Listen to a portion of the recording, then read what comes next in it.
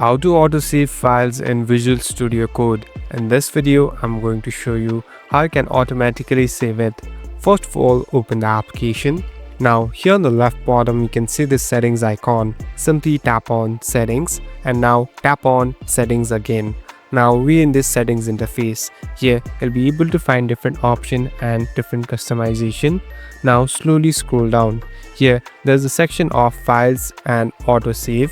Here you'll be able to even see our drop down. So you can choose different options that are available here. So you can choose after delay, on focus change or on window change. So it's up to you in which mode that you want to keep in. So as you can see, I have kept it. Now you can simply go back and it will be automatically saved. Thank you for watching this video. I hope this video will help you.